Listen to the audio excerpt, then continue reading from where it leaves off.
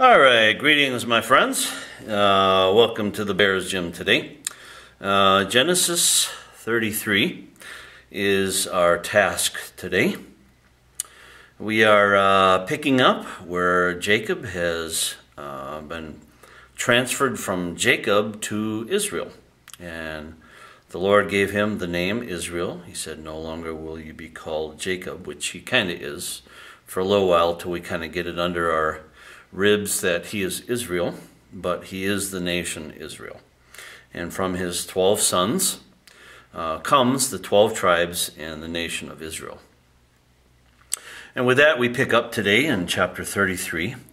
And Jacob lifted up his eyes and looked, and behold, Esau came, and with him 400 men, and he divided the children unto Leah and unto Rachel, and turned unto the two handmaids.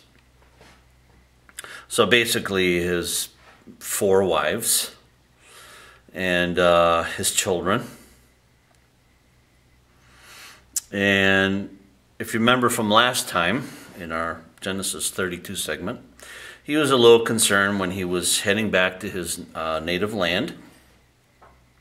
God had told him to go back, yet he encountered some difficulties, and that is to be expected. If God tells you to do something, realize there's going to be some difficulties at hand. That's just the way it is, you know, for the Christian believer in Yahweh. There are going to be difficulties. So you just got to understand that, okay? For a Christian, coming to the Lord is a beautiful and wonderful experience, and you become clean inside, and you have everlasting life. But realize, as you enter the kingdom, now you have entered the tribulation zone, so to speak, the troubles of men. There's going to be many tribulations upon this earth for the Christian, because you have to grow in Christ and maturity, and Satan and the world is going to war against you because they hate you. Because they hated him. They hated Jesus, they're going to hate you. They start wars against you because they're against God. And that's the way it is as the life of the Christian. And we must endure it. And Jacob here, or Israel, is enduring that. And he put the handmaids and their children foremost, and Leah and her children after, and Rachel and Joseph hindermost, or towards the end. And he passed over before them, and bowed himself to the ground 7 times, until he came near to his brother.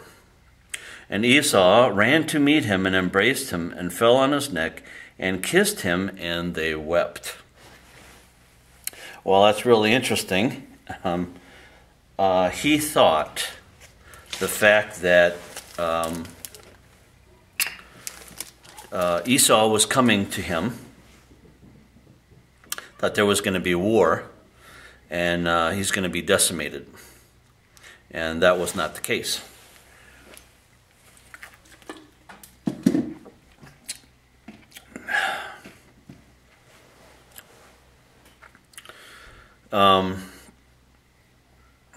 Sometimes your immediate reaction to a situation is the worst.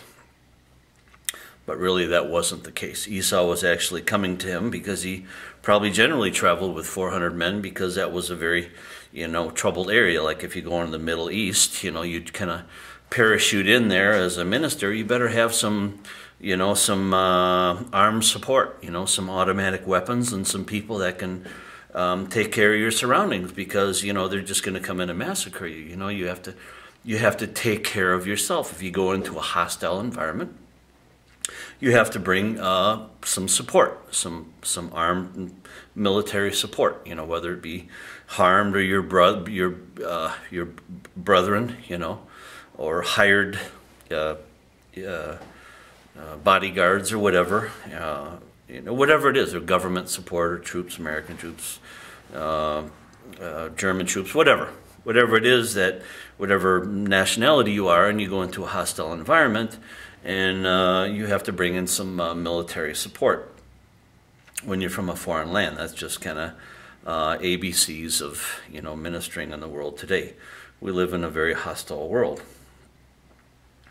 And Jesus and the disciples, they carried swords. They went in a mob, and they had swords, and they warded off robbers and would-be murderers and so forth, and they carried themselves as a mob, and that's what Esau did.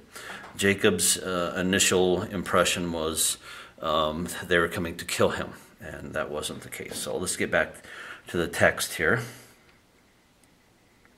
Verse 4, and Esau ran to meet him and embraced him and fell on his neck and kissed him, and they wept. So it was a very happy and emotional gathering, a rendezvous. And he lifted up his eyes and saw the women and the children and said, who are these with thee? And he said, the children which God hath graciously given thy servant. Then the handmaidens came near, they and their children, and they bowed themselves. And Leah also with her children came near and bowed themselves. And after came Joseph near and Rachel, and they bowed themselves. And he said, what meanest thou by all this drove which I met? And he said, these are to find grace in the sight of my Lord. And Esau said, I have enough, my brother. Keep thou that thou hast unto thyself. So Israel meant a gracious gift to his brother, and his brother said, look, I got more than I need. You keep the stuff. And Jacob said, nay, I pray thee, if I have found grace in thy sight, then receive my present at my hand. For therefore I have seen thy face, as though I have seen the face of God, and thou wast pleased with me. So it's a happy and beloved rendezvous. Take, I pray thee, my blessing that is brought to thee, because God hath dealt graciously with me, and because I have enough. And he urged him, and he finally took it. And he said, let us take our journey, and let us go, and I will go before thee. And he said unto him, my Lord knowest that the children are tender, and the flocks and herds with young are with me, and if men should overdrive them one day, all the flock will die. Let my Lord, I pray thee, pass over before his servant, and I will lead on softly. So he kind of wants him to go ahead, and his intentions are to just kind of get him on, down the road, because in reality he really doesn't not want to stay, hooked up with Esau. He's very happy that his brother is happy with him there. Very happy, they wept and all that, but he wants to have a little safe distance in between them, and that's totally okay. There's nothing wrong with that. The cattle that goeth before me and the children be able to endure until I come to my Lord unto Seir. So he kind of wants Esau to head on to Seir, and really he kind of wants to go his own little way, and but at least they leave in peace. And Esau said, let me now leave with thee some of the folk that are with me. And he said, what needeth it? Let me find grace in the sight of my Lord. So Esau returned that day on his way unto Seir.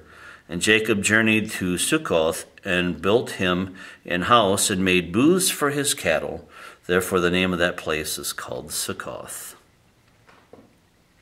And Jacob came to Shalem, a city of Shechem, which is in the land of Canaan, when he came from Padan Aram, and pitched his tent before the city. So Jacob kind of went his little way, and Israel's going to kind of establish there.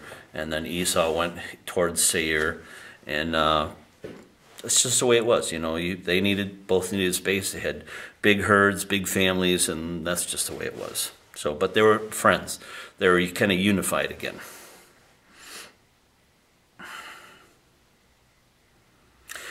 And he bought a parcel of field where he had spread his tent at the hand of the children of Hamor, Shechem's father, for 100 pieces of money. And he erected there an altar and called it Elohe Israel, that is the God of Israel. So he kind of had an altar of remembrance to Yahweh, to Elohim, the God of Israel, the one true God, the only God. And that was like his setting up his place in the world. And later on, unfortunately, this little city of Shechem is going to cause a little problems in the family. and we're going to see. Unfortunately, we're going to see a rape upon Dinah, one of the daughters of Israel, and